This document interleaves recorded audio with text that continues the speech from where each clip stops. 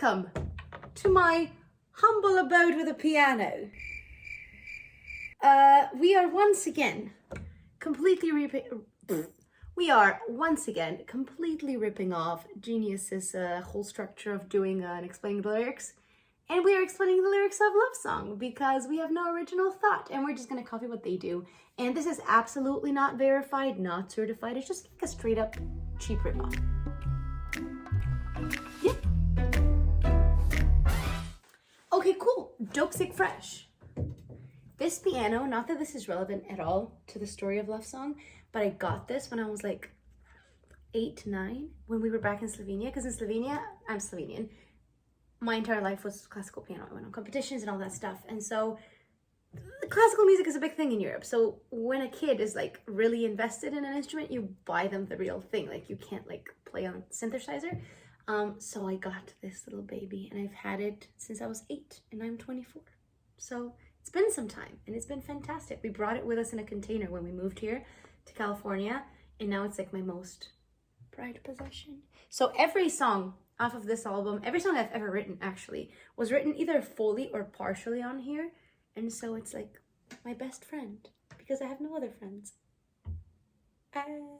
Okay, cool. So the story of Love Song begins last summer-ish. I watched About Time, which is an amazing movie. If you haven't seen it, you absolutely should. It's with Rachel McAdams, who chef's kiss I love, and Domhnall Gleeson, something British that I don't know how to pronounce. And it's just the most amazing love story thing about, you know, living up every moment of your life to the fullest, but not in a cheesy way, but very emotional. I've seen it so many times and I cry every single time I watch it. But anyways, it's all about destiny and all that stuff. And so I was like, oh man, I really want to write a love song about the love of my life, whom I have not met yet. So it was on a summer night. I had just watched About Time and I was like, I want something vintagey and nostalgic. So I looked up the chords for Billie Holiday's I'll Be Seeing You, which is another thing that I love so much, probably because of The Notebook. It's just that song is always going to be so special to me. And I looked at the first 2 chords and then off of that I built the little chorus melody. And if I'll be any good at editing, I'm going to edit that original voice memo that I have from that night.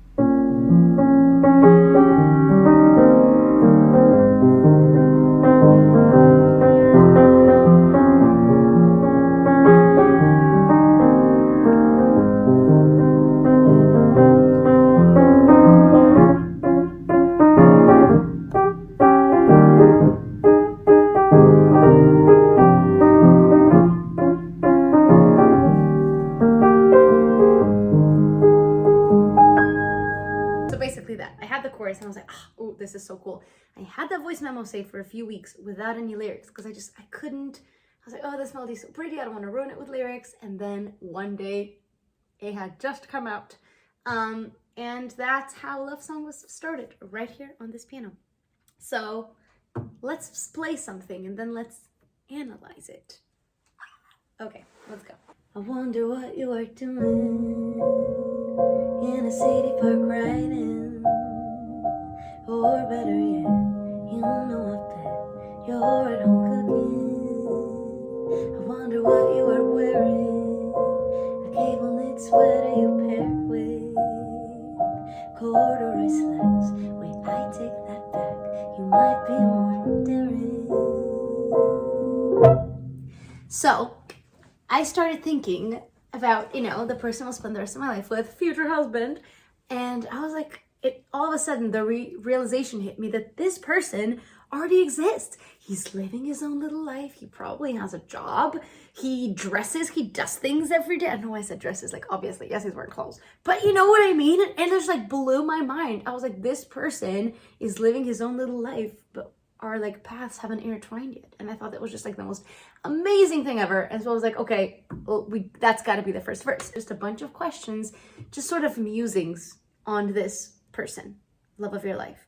I also wanted to make it very clear that there's no gender specifics in this song because, you know, people love people regardless of gender. So I wanted to make sure that this is applied to anyone and anyone's love story and not just me specifically. Let's keep going.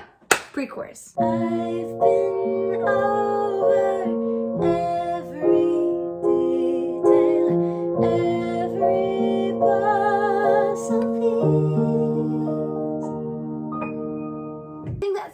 a byproduct of lockdowns and quarantine too is I've watched a lot of romantic movies, but then I also spent a lot of time thinking about this stuff, you know, about who will I end up with, what my life will look like. And you know, when you're surrounded by four walls, it's very easy to start escaping into your own imagination, and I think that's what happened to me a lot. I'm a very analytical person. I love to plan things out, schedule things out way in advance, analyze everything. And there's a little bit of that in here too, you know, just like overthinking every little detail of what's gonna happen even though you've never met them.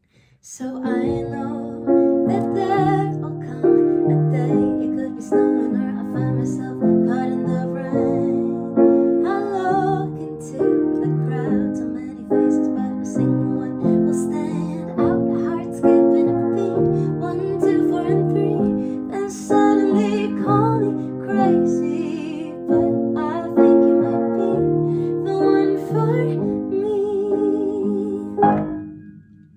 It's almost like watching a scene in a movie, you know? Can you imagine like a bunch of people and then you zoom into a face and there he is and he's perfect and handsome and like he just like seems like everything you've ever wanted and you're like, you are mine.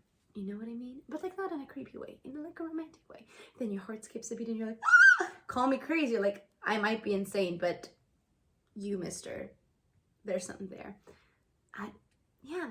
You know what? Now that I say it sounds kind of creepy, but it's not meant to be creepy. Forget about that. It's just romantic, okay? Romantic. We're gonna go with that. Am I being romantic or just unrealistic? If I believe in destiny and everyday magic, is there someone for no one or just no one for someone? Where do we fall? Is it our call? Can fate be outrun?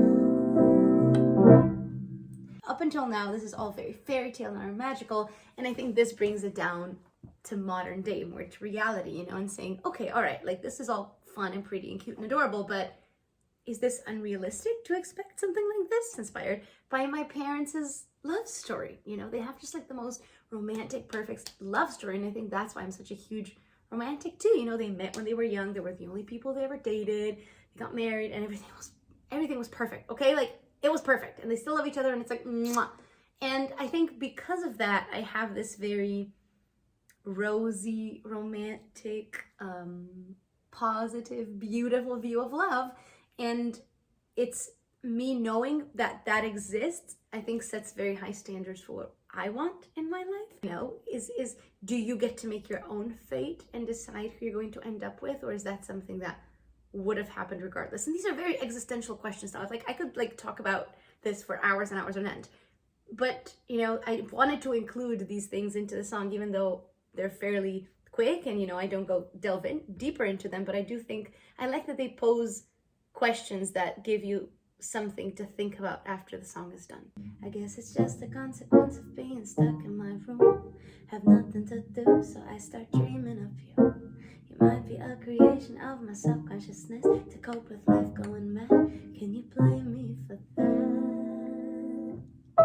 Even if you don't know this was a pandemic themed song and still relate to it on some level, I think it just hits harder home if you do know that, you know, this was written during COVID, and then you're like, oh yeah, totally, you know, all of us have tried to distract ourselves as much as possible with positive thoughts and, you know, looking at beautiful images or beautiful films or magical songs to sort of distract you and comfort you from everything else that's been happening this past year. I hope this is something that you can listen to, or I can listen to, I don't know, 20, 30 years from today, and it still feels relevant, because both the melodies and the things that the song talks about are quite timeless, you know? I think that people even 100 years from now are going to be dealing with the same questions. So in that regard, I'm glad that I got a song like that on the album. Thank you for hanging out with us.